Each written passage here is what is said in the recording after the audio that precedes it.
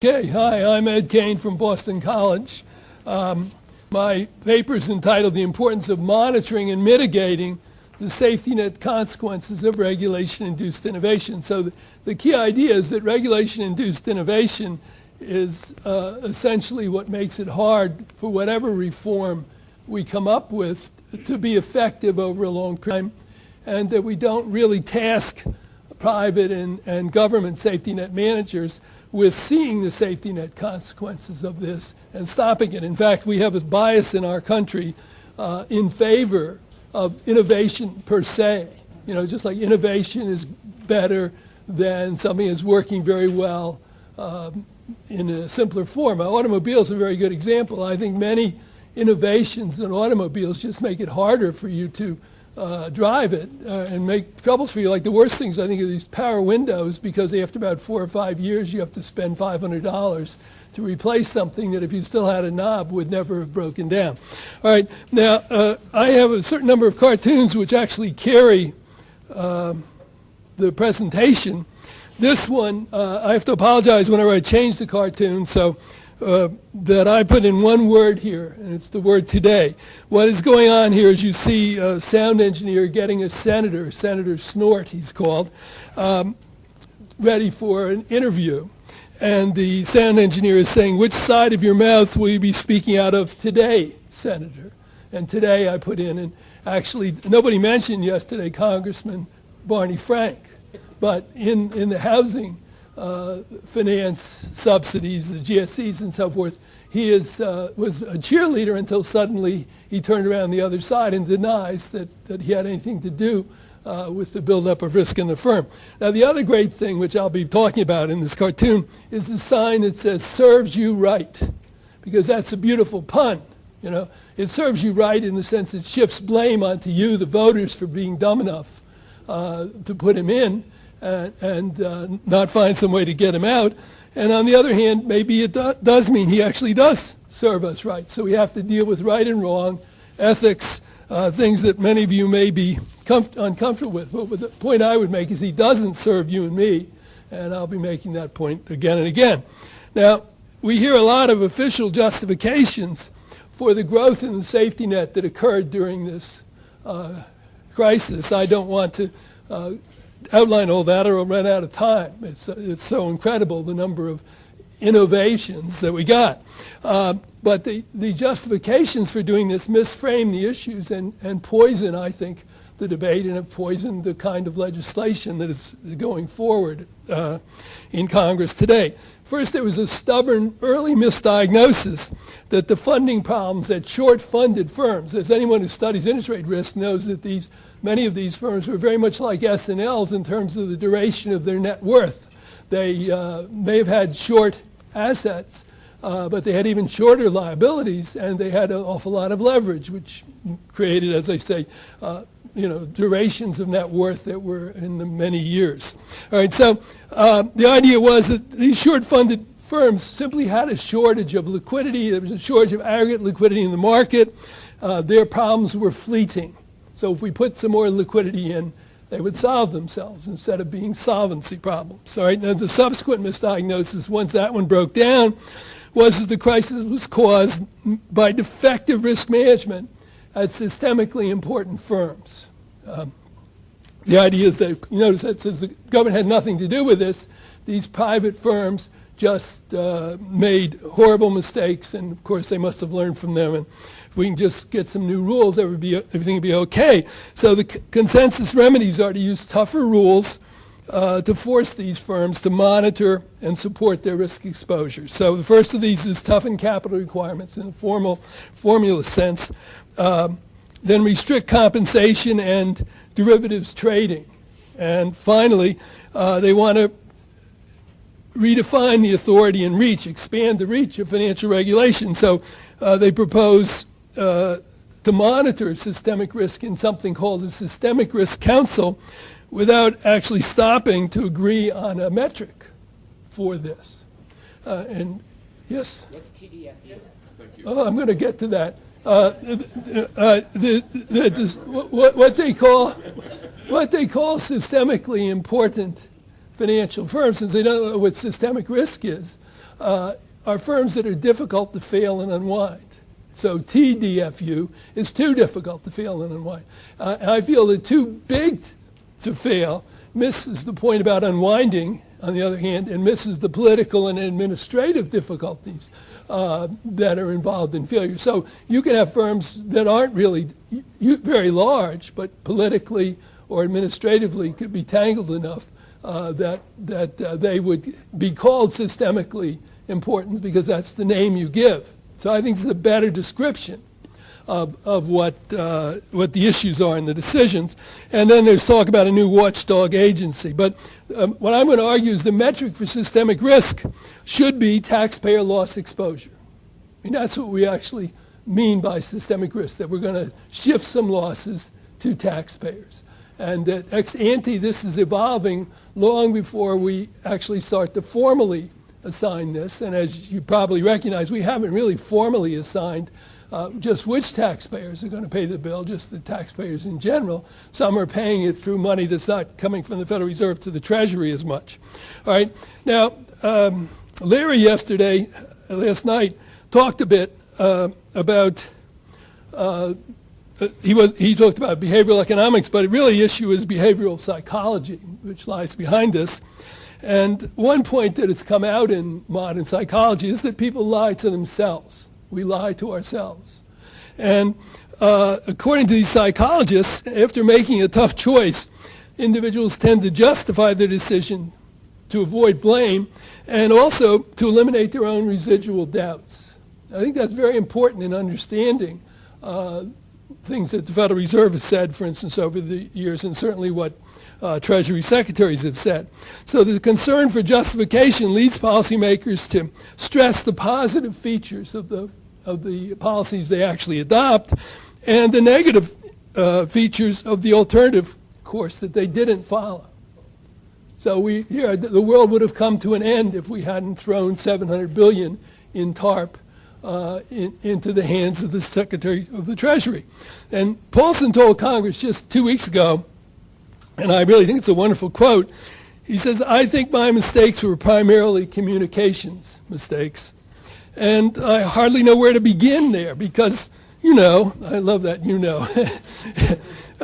just start with the TARP.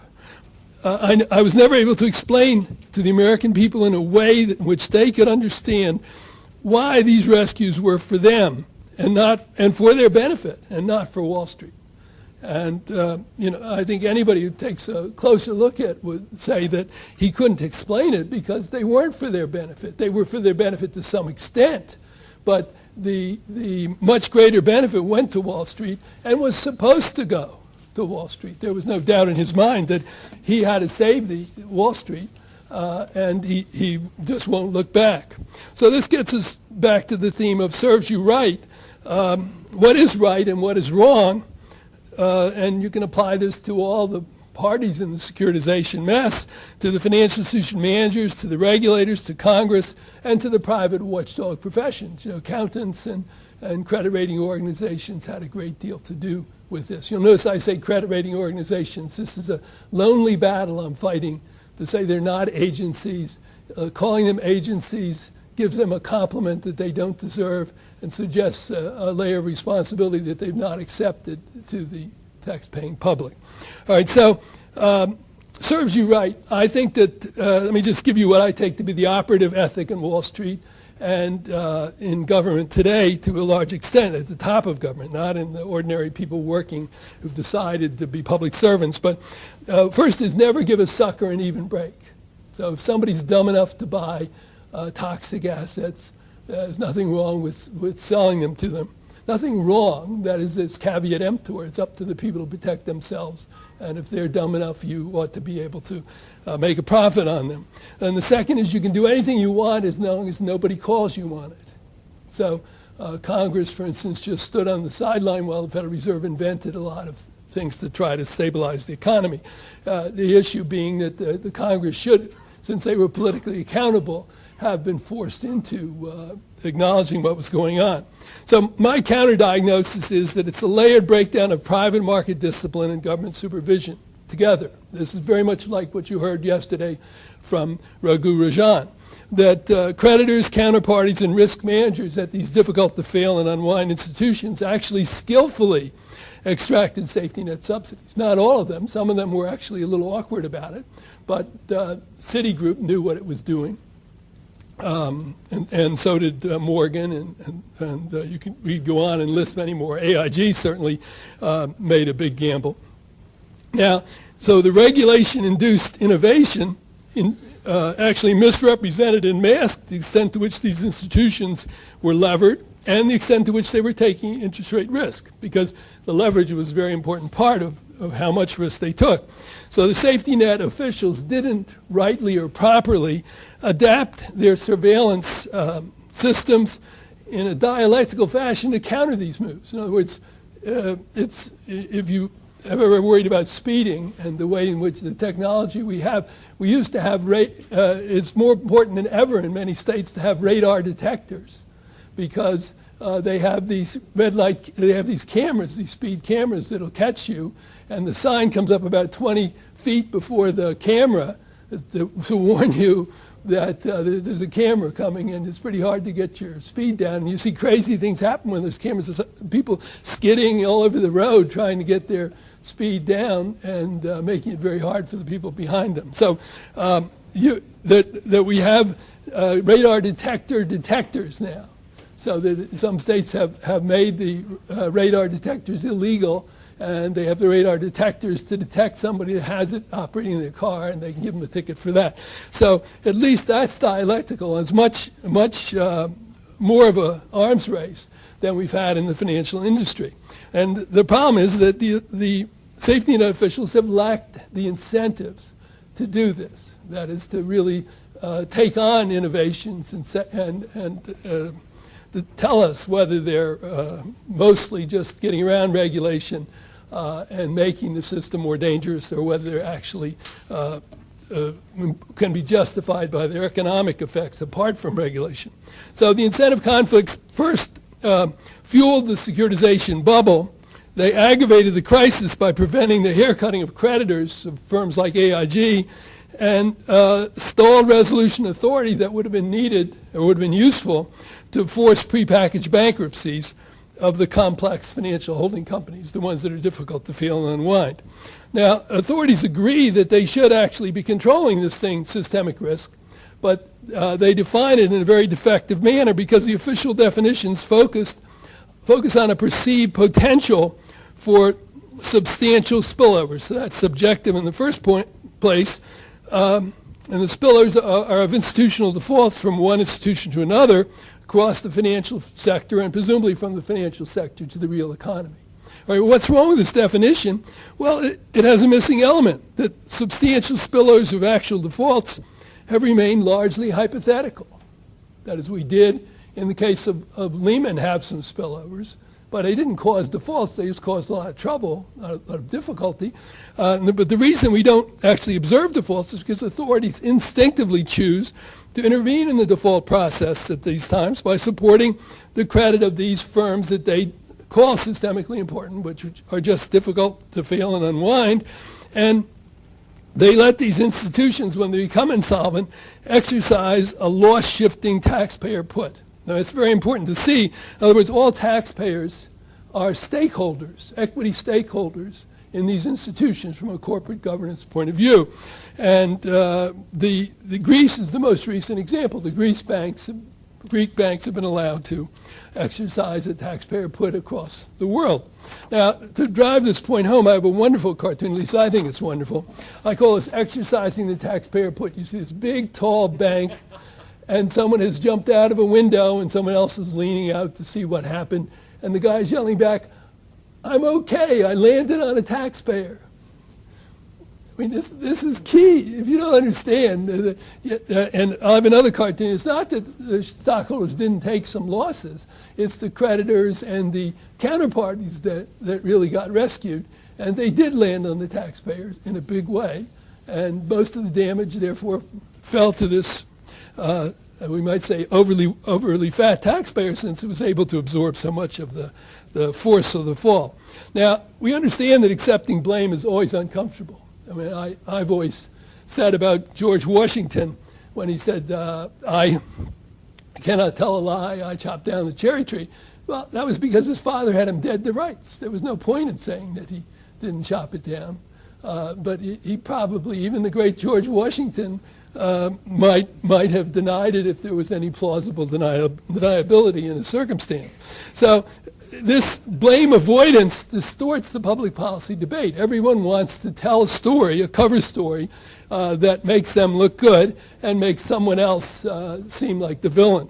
So the official definitions of systemic risk lead naturally to a self-serving diagnosis that systemic risk is caused by defective risk management at difficult-to-fail and unwind firms. That is, it's their fault. What could the government have done? You know, that you're just dealing with people that shouldn't have been licensed to do some of the things they did. So the diagnosis supports a treatment plan that would toughen capital requirements, redraw the boundaries of regulatory jurisdiction to capture more kinds of firms, and extend new powers to regulators over executive compensation, credit rating firms, derivatives trading, and insolvency resolution. But both the diagnosis and the treatment plan are incomplete because they fail to address the endogenous role that safety net subsidies play in incentivizing firms to make themselves difficult to fail and unwind. So no matter what rules you take, you're going to still try to see to it that the people operating the new rules or enforcing the new rules are going to be dissuaded from getting tough. So here's another cartoon that clarifies this, that these firms have confidence in the prompt arrival of rescue teams and it tempts these difficult to fail and unwind firms to take outsized risks. So the safety net here is called interest rate cut and credit support. You know, I don't know how many of you have thought this through, but the low interest rates that are being kept in the economy right now are terrific for banks. I mean, they have just a carry trade in any number of directions, but just the U.S. Treasury. They borrow money from the Federal Reserve. They invest it in Treasury securities at a higher rate, and as long as the Fed keeps down their borrowing rates, they are recapitalizing themselves partly from that. And they also still have the other forms of credit support, which are more explicit. And you know, I want you to notice the ambulance up in the corner, that if the safety net doesn't work, they've got an ambulance standing by to get to the hospital very quickly. So how does the government generate systemic risk? Well, we've heard mostly about the first one, that there are flaws in the net's design. So I won't spend any time on this because you read in the paper all the time. The second is flaws in the management of the safety net. And here the remedies are different from what or in any of the bills. It has to do with information flow and better incentives for the managers. Now the third one is what I've called over the years, some of you may know, the regulatory dialectic. The idea if you have any new act of regulation, it immediately kicks off a search for loopholes. Often, in fact, loopholes are built into the law. In the conference committee, for instance, you can look for the sowing of loopholes, just like the salting of a mine. All right, so the idea is that there's incentives for the financial institutions to make themselves difficult to supervise, put it in more general terms. And by supervise, I mean either discipline, to fail, or unwind. And Fannie and Freddie are the classic examples of this. They've in fact left out of the bill because nobody knows quite how to address them. But please understand that all the other difficult to fail and unwind firms, based on the kinds of action we've observed in this crisis, are government-sponsored enterprises too, in the sense that they have unlimited implicit guarantees. They have stockholders who will benefit from earnings as long as their earnings are there. And if there are big losses, they will be shipped to taxpayers until we can change the incentives. So here I think the remedies are things that people aren't talking as much about. To reduce the flow of subsidies, you could do it by issuing at least a class of extended liability stock. There is some discussion of having reverse convertible debt, and that would be contribute by helping to measure better and control losses, shift losses to somebody else when they occur. You could have unwinding plans. Again, that's being discussed. But there's nothing about incentive-compatible compensation in government and better recruiting and training of government officials. That there's no single or complete answer. Understand, all we can look for is to make things a little bit better. Another bit of the misinformation that's been going out about the rescue of these firms is to say, look, if you like, in the crisis or the losses to a shark, the stockholders in these institutions have taken some bite. So here we see them being rescued from their complete death at the teeth of a shark by a helicopter. It's operated, I think, by Helicopter Ben. I think that's the name of the pilot. But the point is, somebody pays for that helicopter. It's not that whatever damage they and others have gotten away from, we have to recognize that it costs money to send the helicopter. And so somebody has to justify the costs, and no one is justifying the costs, measuring and justifying in a precise way why it paid to send the helicopter out for quite so many institutions. So this verifiable additional symptom that these difficult to fail and unwind firms enjoy is that both firms, sectors, and countries, as we see, can command an implicit and explicit life support from the national safety net. So it makes these official definitions that pretend that it's all a matter of mistakes made at in the private sector miss the fact that the supervisors aren't doing anything about the buildup of this systemic risk until it explodes. So, I mean, what have we had? There are any number of firms, one would have said formally the safety net didn't cover, have received substantial aid. Certainly, especially if we talked about the U.S. safety net, the first would be AIG, which was an insurance company that wasn't under the safety net, the federal safety net at all. There's supposed to be the state that does it. It's various states, the states they're operating in, the states they're chartered in. And the automobile industry received support. And the GSEs, of course, were never formally covered. So this definition is inadequate, and it is self-serving. That's what I want to keep coming back to, the point of self-serving.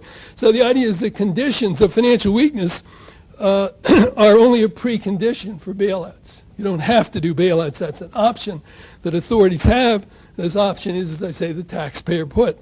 The regulators don't put their own money into these firms. So we empower the act that's going forward now talks about setting up a systemic risk council, which we made up of representatives from the agencies that have failed us during the securitization bubble, and that they will be empowered to monitor the sectors for weakness. But that's only half of the crisis-generating mechanism. The other half is, what do they do with whatever information that they get? And I think the big problem is that macroeconomists have been in charge of a lot of this, and they assume away distribution effects and the incentive conflicts they generate. So if you take, I still remember my first macroeconomic course. You know, the government has this welfare function where it's trying to do only the right thing, and there's nothing in that about the various temptations and pressures, the various rewards and punishments that you get whether for doing the wrong or right thing. So the systemic risk is actually generated by government officials, partly by an unhealthy cross-agency and cross-country competition for regulatory clients. They call it turf. One of the best examples is the Office of Thrift Supervision, which they're talking about ending. Do you know that it has two other ways of explaining that acronym? One is the Office of Terrible Supervision, and the other one is Office of Theft Supervision, since they were stealing money from the letting money be stolen from the taxpayer in an extremely open, semi-open way, if you like, almost transparent way. So then not responding promptly to actions that make a firm or collection of firms politically or administratively more difficult to fail and unwind. So that's the point, is that they should be looking at that. So here's another cartoon that sums all that up. What is the problem? The problem is a failure of surveillance, not just in the government sector, but also in the private sector. And here we have this is a play on a movie, The Bank Dick, you may have seen, from the 30s with W.C. Fields. And he says, yes, your money is safe while I'm on the job. And you see the Bank of America robbing the Bank of America. Again, AIG would have been a better example, but it's certainly more ironic the Bank of America robs the Bank of America. So the SEC, the credit rating organizations, the banking regulators have let us down. And this cartoon really reframes the problem, the policy problem we face today, as how to incentivize and monitor private and public managers of the safety net so that they don't look the other way. I mean, this guy is looking the other way. And so the subsidies are being extracted by these firms that actively expand their risk-taking and make it hard to see. And their political clout.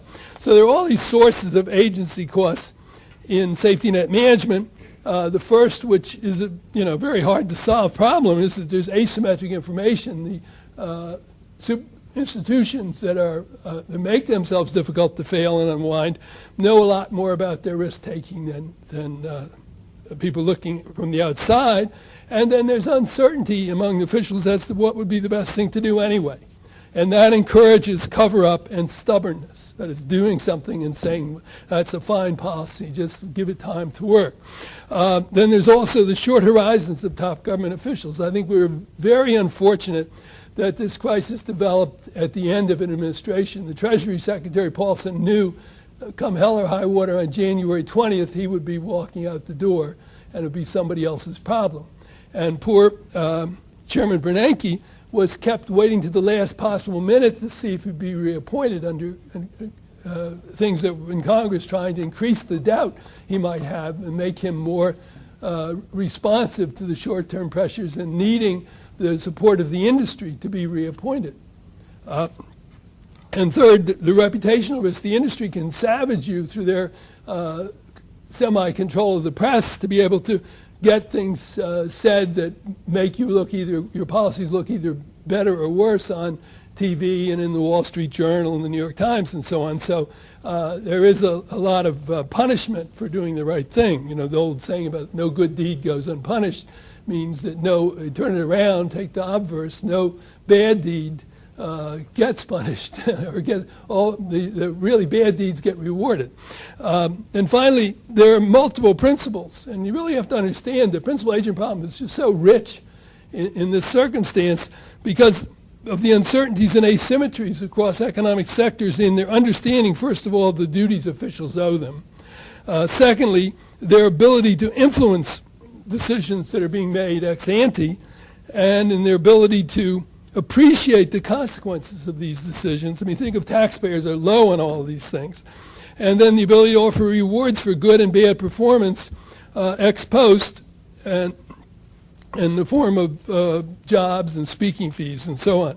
So this means there's a distinction between the de jure accountability of taxpayers to society at large and the de facto accountability, which is to informed and politically strong sectors. So again, a cartoon to make that point is we see another march on Washington that reflects de facto accountability. It's a bunch of people coming out of the banking industry. Now, banking is now being thought of as all financial institutions basically are banks in some form or other. And they're carrying briefcases that spell LOBBYISTS, the lobbyists. I mean, they are able to put great pressure, and you see this in the Senate bill as it was unfolding the last couple of weeks. So there was another element of misframing in all this. Yes, my time is almost gone. Oh. Okay, well, let me just make this point that they also claim that powers are inadequate. They're blaming the tools instead of their incentives, and all these systems depend on the vigilance and conscientiousness of incentive-conflicted private and government regulators. So what we really need to do is to change the information system, and if I can just put the one slide up, which is that my three-part proposal is basically we've got to make the institutions getting these guarantees, the difficult to fail and unwind institutions, actually report estimates of the subsidies they're enjoying.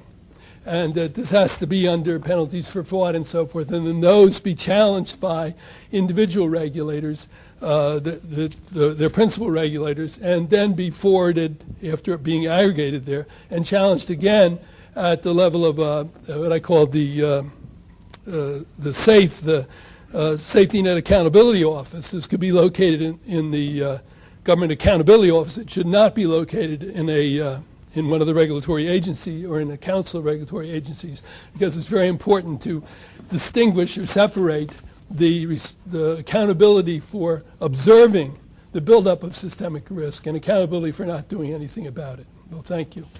Sorry.